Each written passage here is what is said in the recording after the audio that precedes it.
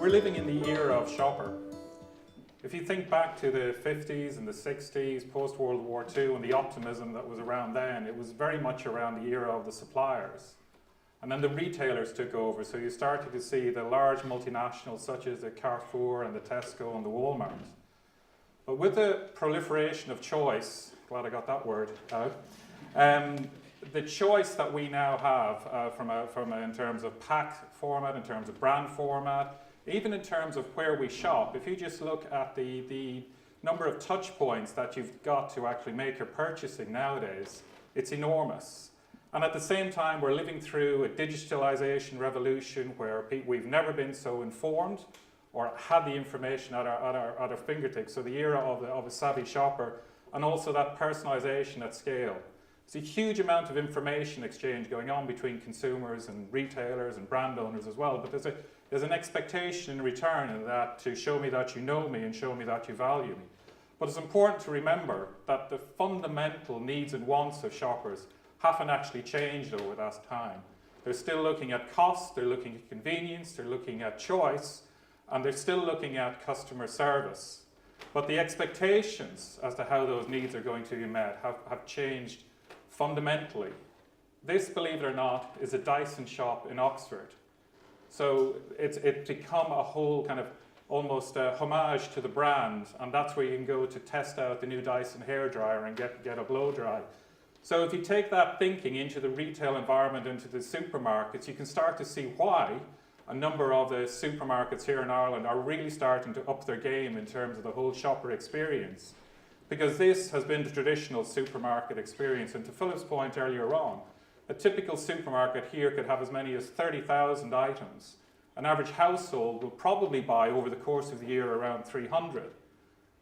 But your typical shop, they'll make, if you with families, you might make as many as 300 shopping trips per annum. And we're actually making more shopping trips than we were 5 years ago. So what's happening is that there's a whole fragmentation in terms of how we buy and where we buy. And we at V360, we play that kind of pivotal role in terms of understanding that shopper behaviour to help retailers and brand owners for shoppers to buy better. Because this is the mindset that shoppers have when in a typical supermarket. The whole supermarket itself is designed to break down your sense of having any life outside the supermarket. It's like a casino. There's no clocks, no windows, no easily accessible exits. You ever not buy anything in the supermarket and try and get out of there? It's impossible. There's no way out. You can see what happens to people. When they're walking up to the supermarket, they really have a whole sense of purpose. I'm going to get this, I'm going to get that, I'm going to pay for it, I'm going to get out of here and get right back to my normal life. You see that same person 10 minutes later just...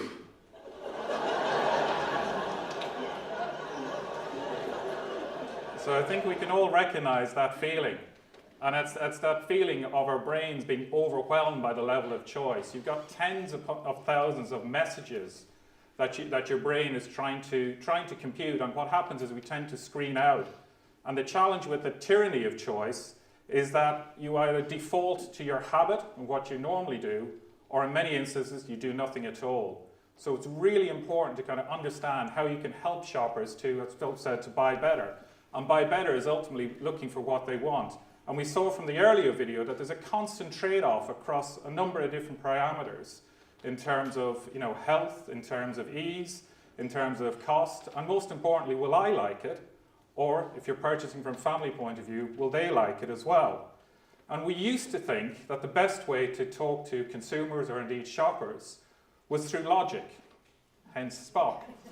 But what we now know is that it's far more complicated than that. And that there's a subconscious and there's a conscious, or system 1 and system 2.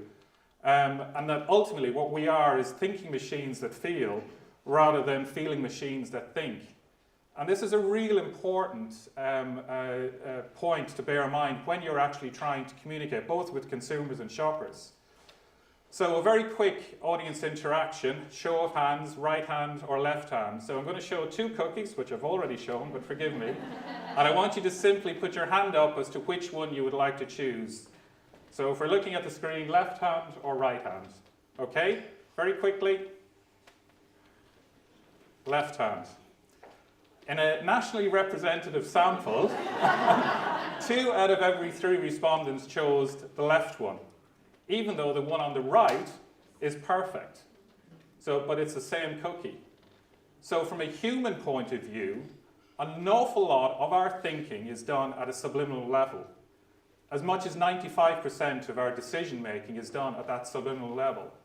And we have inherent biases because we are human in terms of how we choose things. And supermarkets and brand owners are constantly trying to make it, and they're getting a lot better, but in terms of making it easy to help us choose. So one of the behavioral biases is priming. What we hear, see, or smell immediately before we make a choice can directly affect our behavior. This is a banana display in Sutton, in SuperValu in Sutton. Why a banana display? Why this one? If you see, they're out of the box, and they're all positioned in a real nice way as if they've been carefully handled, so there's less bruising.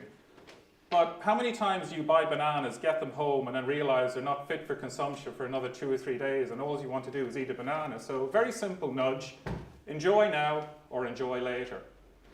Here is an example of demister, difficult to see it in this slide, in a fruit and veg. From memory, I think I took this photograph when it was in Carrefour in France.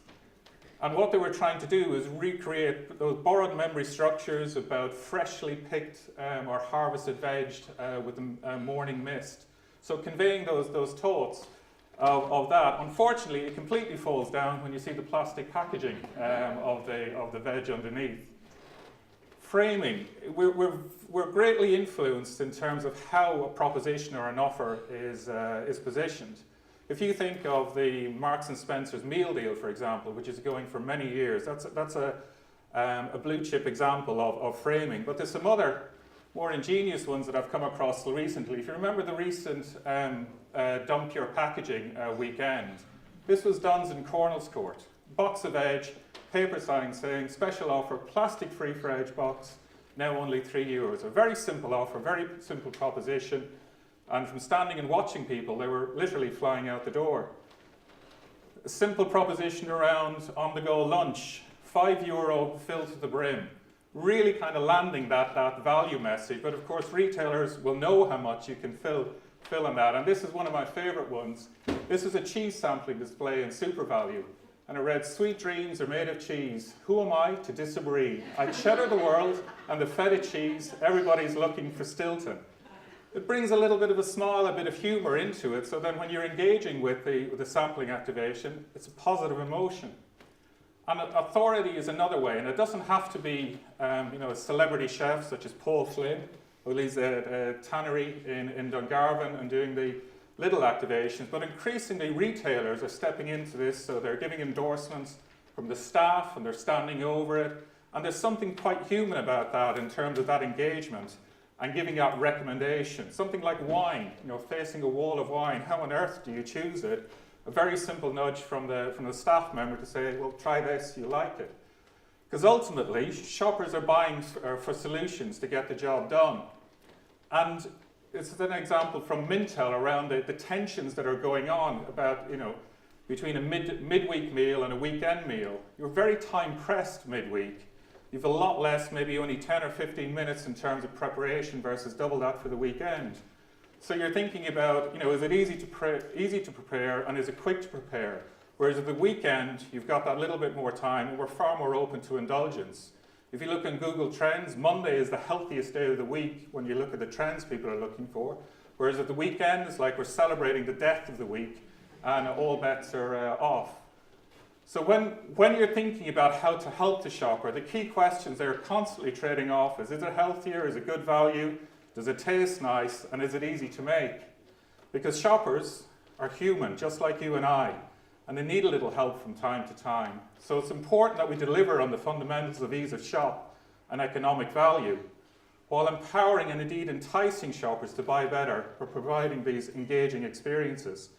And I couldn't do a shopper presentation without talking about Amazon, but like Rory, I'm looking to China as to what the future of shopper really looks like. And the Alibaba, have launched 20, if not 30, of their new retail formats in Shanghai recently. So it's interesting just to see what the future looks like from a shopping environment. as you get this seamless integration between the online and the offline. And there's a huge opportunity there then through that medium to really target in terms of what individual shoppers want and help them to buy better. The best example yet is Hema, the company's internet and technology-powered supermarket. At Hema, everything happens through the mobile app. Online ordering for home delivery, in-store product research, even payments. But Hema's most innovative feature may be that each store also serves as a fulfillment center for online orders. That means consumers within a 3-kilometer radius can get their groceries in as fast as 30 minutes. Just like new retail, Hema continues to evolve.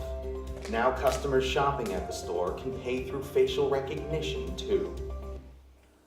Great. So that's me. Thank you for your time.